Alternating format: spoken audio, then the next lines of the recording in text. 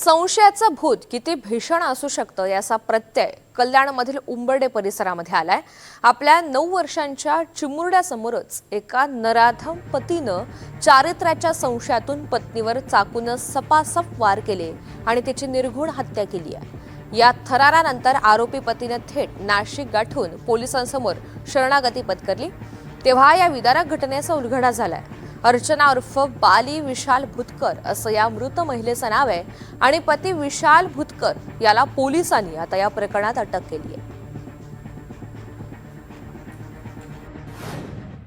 ही महिला महिलेला भेटायला तिचा पती आला होता आणि त्या पतीचा आणि तिचा वाद झाला आणि पतीने तिचा खून केला अशा स्वरूपाची माहिती मिळाल्याच्या नंतर ताबडतोब खुनाचा गुन्हा दाखल करण्यात आलेला आहे आणि नाशिक येथून त्याच्या पतीलाही पोलिसांनी ताब्यात घेतलेला आहे।